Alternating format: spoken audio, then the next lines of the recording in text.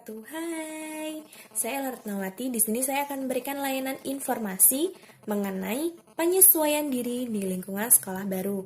Nah, diharapkan kalian untuk menyimak video ini hingga akhir ya. Nah, tadi materinya adalah penyesuaian diri di lingkungan sekolah baru. Nah, penyesuaian ini apa? Iya, penyesuaian adalah adaptasi. Yang kedua, penyesuaian adalah penguasaan dan kematangan emosional. Kematangan emosional ini apa? Kematangan emosional ialah secara positif memiliki respon emosional yang tepat di situasi yang tepat. Nah, jadi dapat disimpulkan bahwa penyesuaian ialah usaha manusia untuk mencapai keharmonisan diri dan lingkungan. Lalu, penyesuaian diri itu apa sih, Bu? Penyesuaian diri adalah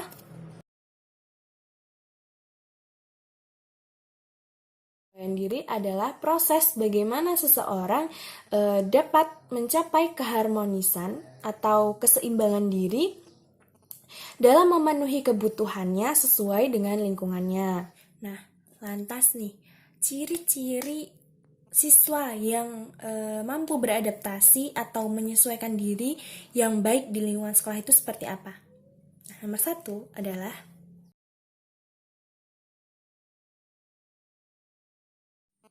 mau menerima dan menghormati tata tertib di sekolah. Jadi kalau misalkan ada yang tidak bisa menerima, bahkan menghormatinya, bahkan tidak bisa mentaati peraturan atau tata tertib yang ada di sekolah, maka belum dikatakan sebagai siswa yang dapat menyesuaikan.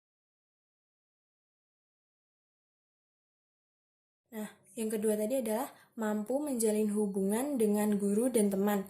Artinya ini apa?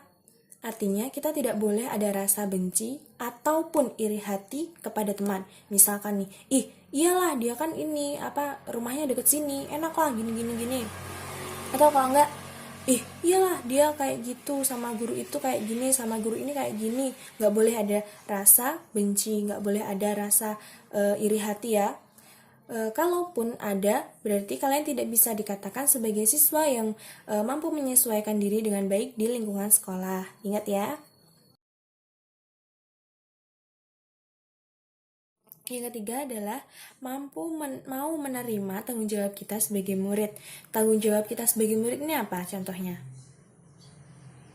Iya, membuang sampah pada tempatnya. Kalau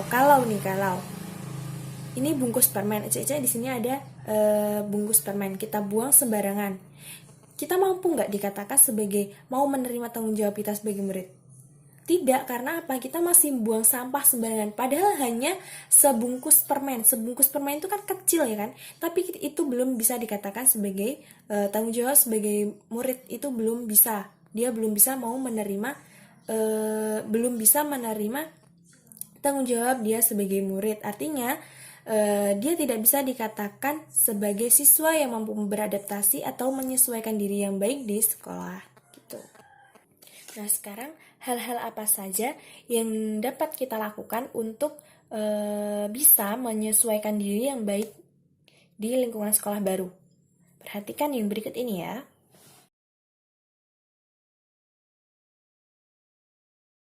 Yang pertama tadi adalah pelajari situasinya.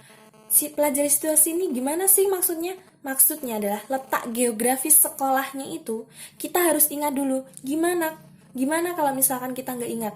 Seharusnya kita 15 menit sampai ke sekolah, tapi kalau kita misalkan nggak mempelajari situasinya, kita nggak ingat letak geografis sekolahnya, maka kita membutuhkan berjam-jam kita muter-muter. Seharusnya kita belok kanan, kita malah belok kiri. Artinya apa? Kita kesasar, kita nggak bisa bersekolah. Jadi kita tidak bisa menyesuaikan diri dengan baik di sekolah. Maka harus kita pelajari dulu situasinya. Letak geografis sekolahnya itu kita harus hafal dulu. Yang kedua ini adalah wajib ya, mengikuti kegiatan MPLS. Kenapa kita harus mengikuti kegiatan MPLS? MPLS ini wajib, karena apa? Dengan mengikuti kegiatan MPLS, kita dapat mengetahui keadaan lingkungan sekolah kita. Misalkan nih, letak letak WC-nya, letak masjidnya, letak ruang kelasnya, letak perpustakaannya, ruang laboratoriumnya, lalu ruang kantornya, di mana kita dikasih tahu di kegiatan MPLS ini. Yang ketiga, berbaik sangka. Berbaik sangka ini maksudnya apa? Kita nggak boleh bernegatif thinking dulu tentang apa yang ada di sekolah nanti, apa yang akan terjadi di sekolah nanti, itu nanti aja, nggak usah berpikiran negatif, tapi kita harus berpikiran positif. Berpikiran positif ini maksudnya gimana? Maksudnya kita tuh nggak usah berpikiran negatif seperti nanti gurunya galak-galak apa enggak, kayak gitu. Nanti kalau misalkan di sekolah baru bakal ada teman apa enggak, kita positive thinking dulu aja. Kita bisa, kita yakin kita pasti bisa, guru-gurunya nggak galak, kita pasti punya temen, karena mereka semua pada dasarnya baik kalau kita berlaku baik. Yang keempat adalah mengetahui aturan. Kenapa kita harus mengetahui aturan? Agar tidak salah suai, tidak salah tempat. Misalkan di hari Senin sampai Selasa kita menggunakan baju putih biru, hari Rabu sama Kamis kita memakai baju batik dan rok warna putih. Tapi karena kita nggak mengetahui aturan, kita memakai baju batik di hari Rabu tapi menggunakan rok biru, itu salah kan?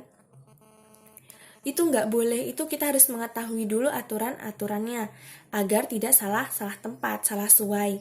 Kayak misalkan tadi memakai rok biru di hari Rabu dan Kamis, itu nggak boleh karena aturannya di hari Rabu dan Kamis adalah memakai rok putih. Nah, ini aturan ini di setiap sekolah ini peraturannya berbeda-beda. Jadi, jangan disama-samakan. Yang kelima adalah menghargai sesama. Menghargai sesama ini gini aja, diingat aja, kalau kita menghargai orang lain, pasti kita akan dihargai. Oke. Yang terakhir, sesuaikan dengan keadaan sekolah. Ini penting banget. Kenapa sesuaikan dengan keadaan sekolah? Misalkan dulu di sekolah kamu dulu, di sekolah anak-anak dulu, masuknya jam 8 atau jam setengah 8. Nah, di sekolah baru masuknya jam setengah 8. Otomatis kalian harus bangun lebih awal daripada biasanya. Agar apa? Agar sampai di sekolah tidak telat. Maka, kalau kalian sudah melakukan semua dengan benar, maka kalian bisa dikatakan sebagai siswa yang dapat menyesuaikan diri dengan baik di sekolah. Nah, materinya udah selesai nih. Sekarang saya akan memberikan tebak-tebakan. Ini permainan aja. Permainan. Nah, permainannya adalah pikirkan satu hal yang paling penting di dunia. Satu hal yang paling penting atau berharga di dunia ini. Oke? Kalau sudah, pertanyaannya adalah 1 biru ditambah 2 hijau ditambah 1 ungu sama dengan.